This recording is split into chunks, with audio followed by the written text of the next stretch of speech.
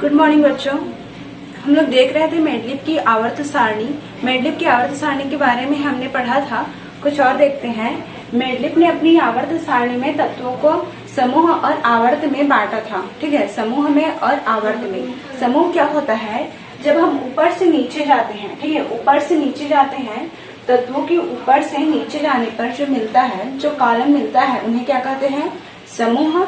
और बाएं से दाएं जाने पर जो कॉलम मिलता है उसे क्या कहते हैं? आवर्त। मतलब क्षैतिज पंक्ति को क्या कहते हैं? आवर्त। और ऊर्ध्वाधर जो पंक्ति होती है उसे क्या कहते हैं? समूह। ठीक है, तो यहाँ पे टोटल 8 समूह है। पहला, दूसरा, तीसरा, चौथा, पांचवा, छठवां, सातवां और 8वां। ठीक है, तो हम लोग क्या देख रहे थे? मेडलिप की आवर्त सारणी में मेडलिप की आवर्त सारणी में तत्वों को भौतिक और रासायनिक गुणधर्म के आधार पर रखा गया था। रासायनिक भौतिक गुण तो हम लोग देख के बता सकते हैं कि वो दिखता कैसा है, उसका रंग कैसा है, उसमें गंध कैसा है। तो उन्होंने देखा कि इन तत्वों के भौतिक गुण समान होते हैं, लेकिन इनके रासायनिक गुण के लिए निकालने के लिए उन्होंने क्या देखा? उनकी रासायनिक गुण निकालने के लिए इन तत्वों की ऑक्सीजन से और हाइड्रोजन से क्रिया करवाई गई।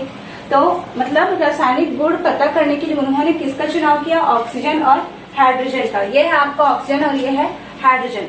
यहाँ पे समूह 1 में जितने भी तत्व आते हैं, ठीक है, समूह 1 में जितने भी तत्व आते हैं, अगर उन तत्वों की क्रिया ऑक्सीजन से करवाई जाती है, अगर उन तत्वों की क्रिया, जैसे कि समूह पहले में हमारा तत्व है हाइड्रोजन, हाइड्रोजन की क्रिया अगर ऑक्सीजन से करवाएंगे तो क्या प्राप्त होगा?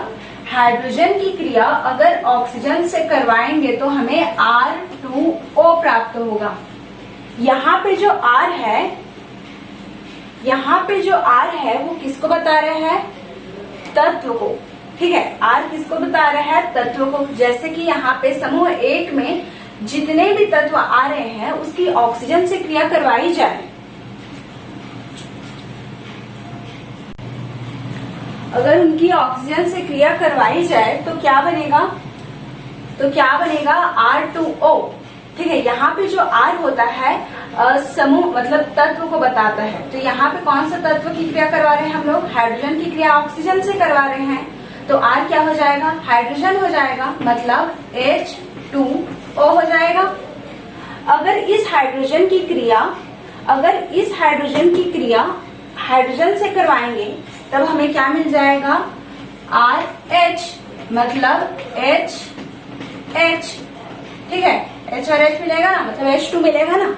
और उसके बाद यहाँ पे क्या है आपका? लिथियम। ठीक है, लिथियम की क्रिया अगर ऑक्सीजन से करवाते हैं तो क्या मिलेगा? देखो इसमें यहाँ मतलब इस समूह में जितने भी तत्व हैं उनकी क्रिया अगर ऑक्सीजन से करवाते हैं तो R2O ही मिलेगा। यहाँ पे तत्व को रखना है आपको, और हाइड्रोजन से करवाएंगे तब RH मिलेगा। अगर लिथियम की क्रिया ऑक्सीजन से करवाते हैं तो फिर क्या मिलेगा हमें? R2O, मतलब Li, मतलब लिथियम डाइऑक्साइड। ठीक है, अगर इसकी क्रिया लिथियम की क्रिया हाइड्रोजन से कराएंगे तब क्या मिलेगा? RH, मतलब लिथियम और लिथियम हाइड्राइड। ठीक है, यहाँ पे क्या है आपका? पोटेशियम। उसी तरह पोटेशियम की क्रिया अगर ऑक्सीजन से करवाएंगे तब क्या मिलेगा? R2O, मतलब यहाँ पे क्या लिए हैं? Potassium dioxide. अगर पोटेशियम की क्रिया हाइड्रोजन से कराएंगे तब उसके लिए क्या सूत्र है? RH, मतलब पोटेशियम हाइड्राइड। समझ में आ रहा है? समूह 1 में जितने भी तत्व आ रहे हैं उसकी क्रिया ऑक्सीजन से करवाएंगे तो R2O मिलेगा, अगर हाइड्रोजन से करवाएंगे तो RH मिलेगा। यहाँ पे R तत्व को डिनोट कर रहा है। ठीक है, अब ये देखते हैं कि मतलब मेडलिप ने क्या किया था? तत्व को समूह में तो बांटे थे, साथ में जो तत्व होते हैं उनको उप समूह में भी बांटे थे। जैसे कि समूह 1 में जो तत्व होते हैं उनको 2 पार्ट में बांटा था, मतलब 2 उप समूह में। पहले उप समूह का नाम A और दूसरे उप समूह का नाम B। उसी तरह हर समूह को उन्होंने 2 पार्ट में 2 उप समूह में बांट दिया था। इसमें भी 2 उप समूह है, इसमें मैं नाम नहीं लिखी हूँ, बुक में देखना आप लोग। कैल्शियम के बाद यहाँ पे जिंक आया है। ठीक है, तो मेडलिप ने क्या किया? 8 समूह तो बनाए थे, साथ में एक समूह को 2 उप समूह में बांट दिया था। हर एक एक समूह को 2 उप समूह में बांट दिया था। इसमें ए और बी, इसमें भी आएगा आपका ए और बी, इसमें भी ए और बी, इसमें ए और बी, इसमें सभी में ए और बी में उन्होंने बांटे थे। ठीक है, तो इसमें क्या हो जाएगा, पहले उप समूह में hydrogen, lithium, sodium, potassium, rubidium, caesium आता है। दूसरा जो बी उप समूह है उसमें क्या आता है आपका कैल्शियम, सिल्वर और गोल्ड। ठीक है, ऐसे ऐसे है।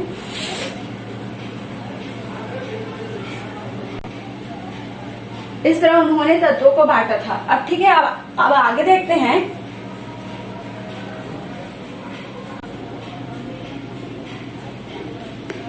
अब हम लोग देख रहे हैं मेंडलीव की आवर्त सारणी की उपलब्धियां। ठीक है, मेंडलीव ने जो आवर्त सारणी दिया था उनमें क्या क्या विशेषताएं थी। ठीक है, तो पहली विशेषता क्या है, तत्वों के अध्ययन में सहायक। पहली विशेषता क्या है हमारा, तत्वों के अध्ययन में सहायक। तो मेंडलीव ने अपनी आवर्त सारणी में तत्वों को समूह और आवर्त में बांटा था। ठीक है, अगर एक समूह के किसी भी तत्व की जानकारी या फिर गुण के बारे में पता होने पर उस समूह में जितने भी तत्व आते हैं उनके गुणों, उनकी विशेषताओं के बारे में हम पता कर सकते हैं, है ना। उन्होंने क्या किया था, अलग समूह में अलग आवर्त में बांटे थे। तो एक समूह में जितने तत्व आ रहे हैं, जैसे हाइड्रोजन, पहले में आता है हमारा हाइड्रोजन, लिथियम, पोटेशियम। तो मतलब एक समूह में जितने तत्व आ रहे हैं, अगर उन तत्वों में एक भी तत्व के बारे में हमें अगर जानकारी मिलती है, अगर एक भी तत्व के बारे में मतलब उनके गुण के बारे में हमें पता है, तो उस समूह में जितने भी तत्व आ रहे हैं उनके गुणों के बारे में हम आसानी से पता लगा सकते हैं, क्योंकि उनमें विशेषता क्या होती है, समान होती है। तो ये था हमारा तत्वों के अध्ययन में सहायक। ठीक है, दूसरा क्या है, नए तत्वों के अध्ययन में सहायक। मेंडलीव ने जब अपनी आवर्त सारणी को प्रस्तुत किए थे तो उनमें ना कुछ खाली स्थान छोड़े थे। जैसे हाइड्रोजन के बाद कुछ खाली स्थान छोड़ दिए थे। उसके बाद लिथियम को लिया था। मतलब ये था कि नए तत्वों के अध्ययन में सहायक किस प्रकार से है, तो मेंडलीव ने अपनी आवर्त सारणी में कुछ खाली स्थान छोड़े थे। मतलब खाली स्थान छोड़े थे और उनके लिए भविष्यवाणी की थी। क्या भविष्यवाणी की थी कि मतलब पहले जो तत्व आ रहा है या उनके पीछे में जो खाली स्थान है, उनके आगे में जो तत्व आ रहा है या फिर उनके पीछे में जो तत्व आ रहा है, उनके गुणों को देखकर जो बीच में जो खाली स्थान होते हैं, तो देखो यहाँ पे जैसे कि बीच में अगर खाली स्थान है, ठीक है, जैसे कि हाइड्रोजन है ऊपर में, नीचे में लिथियम है, तो बीच में उन्होंने खाली स्थान छोड़ दिया था और इसके लिए भविष्यवाणी की थी कि अगर बाद में इस तत्व यहाँ बीच में कुछ तत्व आएगा तो उसमें क्या क्या विशेषताएं होंगी। तो भविष्यवाणी किस आधार पर की थी, हाइड्रोजन का मतलब हाइड्रोजन के गुण क्या है, लिथियम के गुण क्या है, इन दोनों के गुणों को मिलाकर इसके लिए भविष्यवाणी की थी। और बाद में उस तत्व की खोज हुई, जैसे कि हीलियम की खोज हुई, तब मतलब दूसरे जो वैज्ञानिक थे उन्होंने पाया कि मेंडलीव ने जो भविष्यवाणी की थी वो एकदम सटीक थी, मतलब एकदम ठीक बैठ रही थी। तो कैसे नए तत्वों के अध्ययन में सहायक, इस तरह से हमने जाना कि नए तत्वों के अध्ययन में सहायक। इसमें लिखना आप लोग कि मेंडलीव ने बीच बीच में रिक्त स्थान छोड़े थे, ठीक है, और उसके लिए उन्होंने भविष्यवाणी की थी। और बाद में जब उन तत्वों की खोज हुई तो उनकी भविष्यवाणी क्या थी, सही पाई गई। ठीक है, बस इतना लिखना है आपको। ये समझ में आ गया नए तत्वों के अध्ययन में सहायक है। नए तत्वों के अध्ययन में सहायक इसलिए है क्योंकि बाद में जब मेंडलीव ने अपनी आवर्त सारणी दे दी है, उसके बाद जो दूसरे वैज्ञानिक आए उन्होंने देखा कि खाली स्थान है, तो खाली स्थान में जो तत्व, मेंडलीव ने बताया था कि खाली स्थान है तो इसमें जो तत्व आएगा उसकी क्या क्या विशेषताएं होंगी, तो उस विशेषता के आधार पर नए तत्व की खोज हुई। ठीक है, तीसरा क्या है हमारा, संदिग्ध परमाणु भार में सुधार। ठीक है, पहले क्या बेरिलियम को क्या माना जाता था, त्रिसंयोजक माना जाता था, मतलब उसकी संयोजकता 3 होगी ऐसा बताया जाता था। मेंडलीव ने क्या बताया कि बेरिलियम की संयोजकता क्या होगी, 2 होगी। बेरिलियम जिसका परमाणु क्रमांक कितना होता है, 4 होता है, वो द्विसंयोजकता दर्शाता है, मतलब इसकी संयोजकता क्या होगी, 2 होगी। ठीक है, तो इस तरह परमाणु भार में सुधार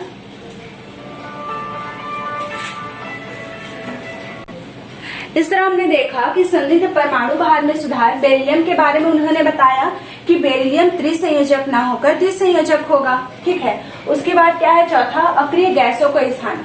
मेंडलीव की आवर्त सारणी में अक्रिय गैसों को स्थान नहीं दिया गया था, लेकिन क्या हुआ कि उन्होंने 8 समूह में बांटे, मतलब 8 समूह में वे बांटे थे तत्वों को, तो लास्ट में एक और समूह बना दिया गया। आवर्त सारणी, मेंडलीव की आवर्त सारणी में देखना आप लोग 8 समूह है, तो एक और वैज्ञानिक आए रेमस ने क्या किया, मेंडलीव की आवर्त सारणी में लास्ट में एक और समूह बना दिया, और जो अक्रिय गैस मिल रहे थे आपका हीलियम, नियान, आर्गन, क्रिप्टॉन, इन सबको किस में रख दिया, उन 90 समूह में।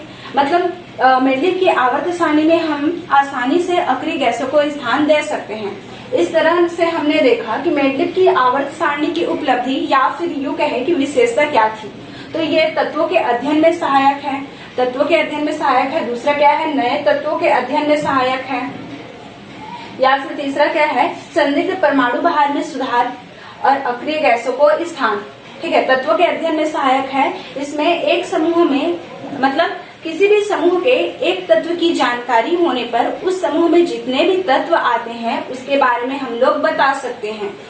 ये आएगा तत्वों के अध्ययन में सहायक। नए तत्वों के अध्ययन में सहायक किस प्रकार है, मेंडलीव ने अपनी आवर्त सारणी में कुछ रिक्त स्थान छोड़े थे, और उस रिक्त स्थान में बाद में अगर तत्व भरे जाएंगे तो उस तत्व की क्या विशेषता होगी, इसके बारे में भविष्यवाणी की थी। तो उस भविष्यवाणी के आधार पर जो दूसरे साइंटिस्ट थे उन्होंने उन तत्वों की खोज की, और बाद में उन तत्वों के गुणों के बारे में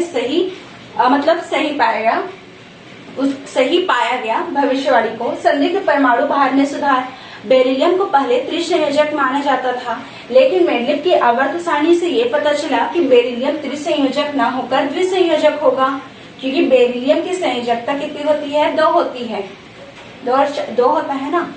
अक्रिय गैसों को स्थान, मेंडलीव की आवर्त सारणी में आसानी से अक्रिय गैसों को स्थान दिया जा सकता था।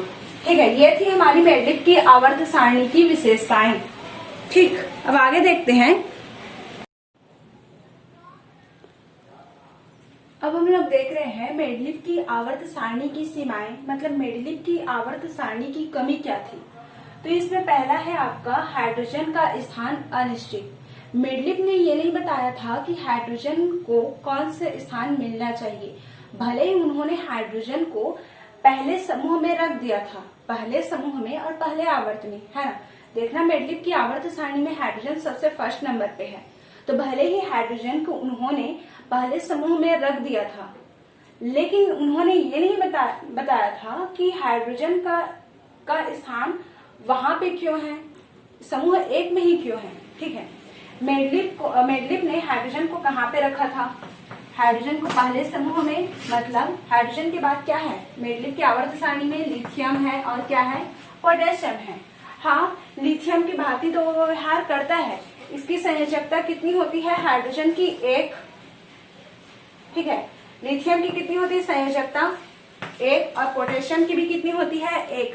लेकिन मतलब यहाँ पे देखो, लिथियम एक धातु है, पोटेशियम भी एक धातु है, लेकिन हाइड्रोजन अधातु भी है और धातु भी है। कैसे में, हाइड्रोजन का परमाणु क्रमांक कितना होता है, हाइड्रोजन का परमाणु क्रमांक होता है 1, हाइड्रोजन का परमाणु क्रमांक 1 होता है, तो ये अपना 1 इलेक्ट्रॉन दे भी सकता है या फिर दूसरे तत्व से 1 इलेक्ट्रॉन ले भी सकता है। अगर हाइड्रोजन 1 इलेक्ट्रॉन देगा तब ये H+ बनाएगा, मतलब धातु की तरह व्यवहार करेगा, और जब हाइड्रोजन 1 इलेक्ट्रॉन लेगा तब ये क्या बनाएगा, H- बनाएगा, अधातु की तरह भी व्यवहार करेगा। 1 इलेक्ट्रॉन देगा, 1 इलेक्ट्रॉन अगर देता है हाइड्रोजन तो वो प्लस आयन बनाता है, अगर 1 इलेक्ट्रॉन लेता है तब क्या बनाता है, माइनस आयन बनाता है। ठीक है, तो मेंडलीव ने क्या किया, हाइड्रोजन 1 इलेक्ट्रॉन देता है, इस कारण उन्होंने लिथियम और पोटेशियम के साथ रख दिया था, लेकिन उन्होंने ये नहीं देखा कि हाइड्रोजन तो 1 इलेक्ट्रॉन ले भी सकता है, मतलब ये क्लोरीन की भांति भी व्यवहार करता है। फ्लोरीन का परमाणु क्रमांक कितना होता है, 9, क्लोरीन का कितना होता है, 17, है ना। तो फ्लोरीन क्या करता है, 1 इलेक्ट्रॉन लेने की क्षमता रखता है, देखो, मैं समझाने के लिए यहाँ पे इलेक्ट्रॉनिक विन्यास को बना रही हूँ ना, लेकिन मेडलिप ने मतलब जब मेडलिप के बारे में या फिर मेडलिप की आवर्त सारणी के बारे में जब पता चला, उस समय इलेक्ट्रॉनिक विन्यास का पता नहीं था, वो इलेक्ट्रॉनिक विन्यास का पता बाद में चला। तो यहाँ पे मैं मतलब इलेक्ट्रॉनिक विन्यास समझाने के लिए बता रही हूँ, आप लोग इसको मत बनाना। मेडलिप की देखो, फ्लोरीन का परमाणु क्रमांक कितना होता है? 9 होता है, 2 और 7। फ्लोरीन क्या करेगा? अपना अष्टक पूरा करने के लिए 1 इलेक्ट्रॉन लेगा ना, 1 इलेक्ट्रॉन लेगा तब ये 8 हो जाएगा। क्लोरीन का कितना होता है? 2, 8 और 7। अष्टक पूरा करने के लिए ये भी 1 इलेक्ट्रॉन क्या करेगा? लेगा। उसी तरह हाइड्रोजन, जिसका परमाणु क्रमांक 1 होता है, अपना द्विक पूरा करने के लिए क्या करता है? 1 इलेक्ट्रॉन को लेता है। तो ये भी ले रहा है मतलब माइनस बनाएगा। फ्लोरीन भी ले रहा है मतलब माइनस बनाएगा। क्लोरीन भी ले रहा है मतलब माइनस। फ्लोरीन की भांति भी व्यवहार कर रहा है। यहाँ पे देखो, हाइड्रोजन लिथियम और पोटेशियम की भांति व्यवहार कर रहा है। साथ में हाइड्रोजन फ्लोरीन और क्लोरीन की भांति भी व्यवहार करता है। तो हाइड्रोजन का स्थान क्या है? अनिश्चित है। मेडलिप की आवर्त सारणी में ये नहीं पता चलता कि हाइड्रोजन को फर्स्ट समूह में क्यों रखा गया है। ठीक है। उसके बाद दूसरा क्या है? भारी तत्व को हल्के तत्व के पहले रखा गया। मेडलिप ने तत्वों को परमाणु भार के बढ़ते हुए क्रम पे रखा था। ठीक है। मेडलिप ने जो तत्व होते हैं उनको परमाणु भार के बढ़ते हुए क्रम पे रखा था, लेकिन लास्ट 8वें समूह में आप लोग देखना, फेरस है, उसके बाद क्या है? कोबाल्ट, उसके बाद क्या है? निकिल। ठीक है। तो यहाँ पे कोबाल्ट और निकिल को देखना। कोबाल्ट का परमाणु क्रमांक क्या होता है? 58.93 होता है, आई थिंक। कोबाल्ट का कितना होता है? 58.93। और निकिल का कितना होता है? 58.71 होता है। तो मेडलिप ने तत्वों को परमाणु भार के बढ़ते हुए क्रम पे रखा था, लेकिन कोबाल्ट, जिसका परमाणु भार 58.93 होता है, और निकिल, जिसका परमाणु भार कितना होता है? मतलब 58.71 होता है। तो इसको पहले रखना चाहिए, मतलब कोबाल्ट के पहले क्या आना चाहिए? निकिल आना चाहिए। लेकिन कोबाल्ट के बाद में निकिल को रखा था, जबकि निकिल का परमाणु भार कोबाल्ट से क्या है? कम है। मतलब ये है कि निकिल को पहले आना चाहिए, उसके बाद कोबाल्ट को रखा जाना चाहिए। क्यों रखा जाना चाहिए? क्योंकि निकिल का परमाणु भार क्या है? कोबाल्ट से कम है। यहाँ पे देखो पॉइंट का अंतर है ना, 71 है, यहाँ पे कितना है? 93। तो मेडलिप की दूसरी कमी ये थी कि उन्होंने भारी तत्व को हल्के तत्व के पहले रख दिया था।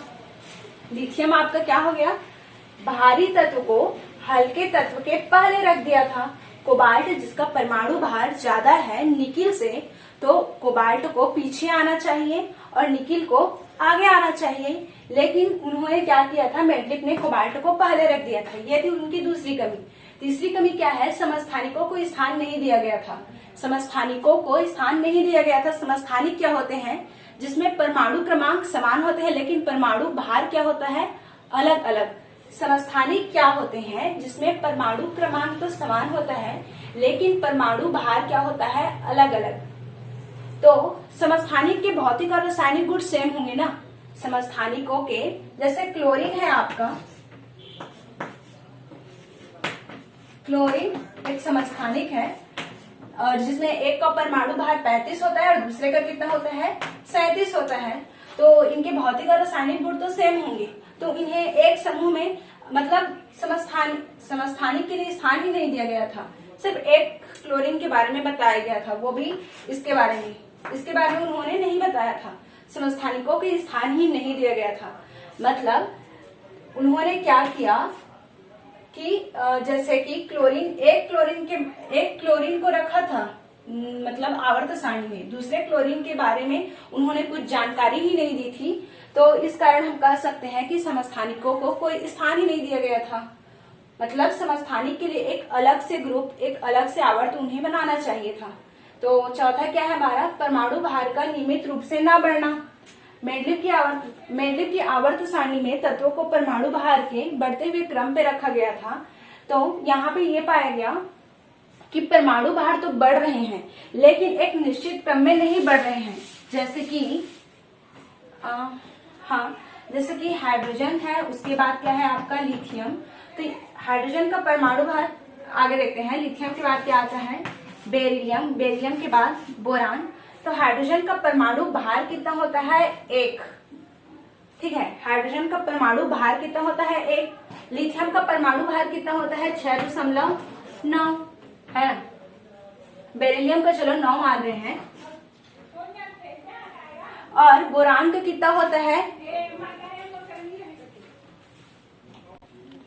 देखो मेडलिप की आवर्त सारणी में चौथी कमी क्या थी, परमाणु भार का नियमित रूप से ना बढ़ना। तो मेडलिप की आवर्त सारणी में देखना, हाइड्रोजन का परमाणु भार 1 होता है, लिथियम का 6.9 होता है, लेकिन पॉइंट कभी मैं नहीं लिखी हूँ ना। लिथियम का कितना होता है 6, बेरिलियम का क्या होता है 10 और बोरान का क्या होता है, यहाँ पे गलत हो गया है, सॉरी यहाँ पे भी गलत हुआ है। बेरिलियम का होता है 9 और इसका होता है बोरान का 5। चलो ठीक है, पॉइंट के बारे में अभी नहीं लिखी हूँ ना। तो यहाँ पे ये देखा गया कि अगर परमाणु भार एक नियमित क्रम में बढ़ता, जैसे कि यहाँ पे 5 का अंतर है, 1 से 2, 3, 4, 5, 6, 7, 8, 9, 10, सॉरी 1 से 5 का अंतर है यहाँ पे, और यहाँ पे लिथियम से बेरिलियम में जाते हैं तो कितने का अंतर है 3 का, 7, 8 और 9, और यहाँ पे 9 के बाद सीधे 2 का अंतर है, 10 और 11, 10 का, 1 का, ठीक है।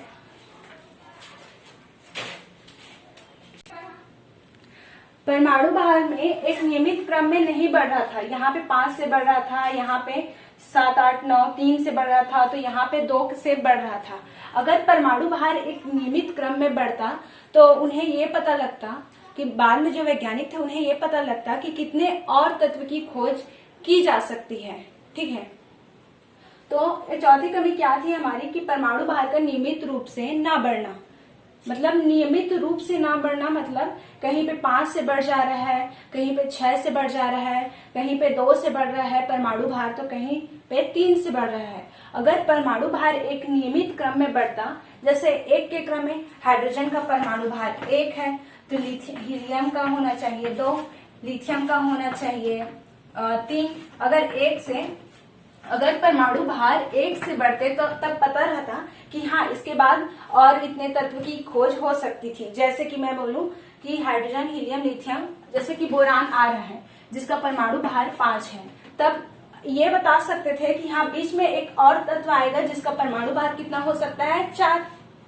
अगर परमाणु भार एक नियमित रूप में बढ़ते तो बीच में जो खाली स्थान छोड़े गए थे उनके बारे में या फिर उनके तत्व के बारे में कि कौन से तत्व होंगे जिसका परमाणु भार इतना होगा, ऐसा करके कुछ कल्पना हो सकता था। लेकिन परमाणु भार अनियमित रूप से बढ़ रहे थे, कहीं 1 से बढ़ जा रहे थे तो कहीं 2 से, कहीं 4 से ऐसा बढ़ रहे थे। तो ये हम लोग नहीं बता सकते कि इतने और तत्व की खोज की जा सकती थी, ठीक है। तो मेडलिप की आवर्त सारणी की कमी क्या थी कि हाइड्रोजन का स्थान निश्चित था, अनिश्चित था। दूसरा क्या था, भारी तत्व को हल्के तत्व से पहले रख दिया गया था, जैसे कोबाल्ट को निकेल से पहले रख दिया गया था। समस्थानिकों को स्थान नहीं दिया गया है। मेडलिप की आवर्त सारणी में समस्थानिकों के लिए अलग से आवर्त या फिर समूह नहीं बनाया गया है, जबकि मतलब समस्थानिक क्या होते हैं, गुण में तो समानता रखते हैं लेकिन उनका परमाणु भार क्या होता है, अलग होता है। तो परमाणु भार अलग है तो उन्हें अलग समूह में या फिर अलग आवर्त में रखना चाहिए। चौथा क्या था, परमाणु भार का नियमित रूप से ना बढ़ना। परमाणु मतलब मेडलिप की आवर्त सारणी में परमाणु भार एक नियमित क्रम में 1 से 2 से नहीं बढ़ रहे थे, बल्कि अनियमित रूप से बढ़ रहे थे।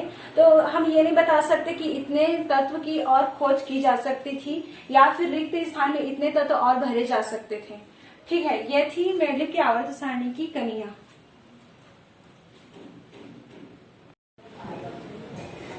तो अब हम देखते हैं मोसले का आधुनिक आवर्त नियम, ठीक है। मेडलिप के बाद एक और साइंटिस्ट आए मोसले, उन्होंने क्या बताया कि जो तत्व होते हैं, ठीक है, जैसे कि चांदी, सोना और प्लेटिनम, ये सब, तो इन तत्वों के लिए मतलब इन तत्वों के परमाणु को लिया और उनमें एक्स किरण की बौछार की, ठीक है। इसको मिटा देती हूँ। उन्होंने क्या किया, परमाणु को लिया और उसपे, परमाणु गोल नहीं बन रहा है, हाँ, उन्होंने परमाणु को लिया और एक्सरे मतलब एक्सरे जानते हो ना, शरीर के पार्ट मतलब अलग अलग पार्ट का एक्सरे करवाया जाता है कि हाँ कोई हड्डी टूटी वूटी तो नहीं है, या फिर एक्सरे से ये पता चलता है कि कुछ मतलब क्या हुआ है, गांठ वाट तो नहीं है। ये सब शरीर के अंदर वाले पार्ट में का पता करने के लिए हम लोग इसमें एक्सरे मतलब एक्सरे करवाते हैं। तो क्या हुआ, मोसले ने क्या किया, जो तत्व होते हैं, तत्व के परमाणु को लिया और उनमें एक्स किरण की बौछार की। जैसे ही एक्स किरण की बौछार की तो यहाँ पे उस परमाणु के अलग अलग स्पेक्ट्रम प्राप्त हुए। स्पेक्ट्रम में होता क्या है, अलग अलग रंग की रेखाएं दिखाई देती है ना। तो एक्सरे परमाणु पे एक्सरे डाला गया तो यहाँ पे अलग अलग रंग की रेखाएं दिखाई दी। तो यहाँ पे जो रेखाएं दिखाई दे रही थी उसकी लंबाई को मापा गया और मेडलिप ने तत्व को जिस क्रम में रखा था, देखो मेडलिप ने तत्व को परमाणु भार के बढ़ते क्रम पे रखा था। हाइड्रोजन को पहले रख दिया था, उसके बाद लिथियम को। तो मोसले ने क्या देखा कि परमाणु को जिस क्रम में रखा गया है, जैसे कि उन्होंने देखा कि हाँ हाइड्रोजन परमाणु भार के बढ़ते क्रम पे तो है, लेकिन हाइड्रोजन को कौन से नंबर पे रखा गया है, फर्स्ट नंबर पे। लिथियम को कौन से नंबर पे रखा गया है, दूसरे नंबर पे। बेरिलियम को कौन से नंबर पे रखा गया है, तीसरे। बोरान को कौन से नंबर पे रखा गया है, चौथे। इस क्रम को उन्होंने देखा और परमाणु के तरंग की लंबाई को देखा और इन दोनों के बीच एक संबंध स्थापित किया।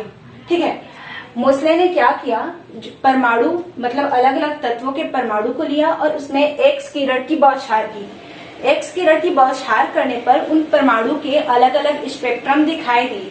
तो उस स्पेक्ट्रम की तरंग लंबाई और मेडलिप ने तत्वों को जिस क्रम में रखा था उस क्रम के बीच संबंध स्थापित किया। किसके बीच, स्पेक्ट्रम की तरंग लंबाई और परमाणु के क्रमांक के बीच संबंध स्थापित किया।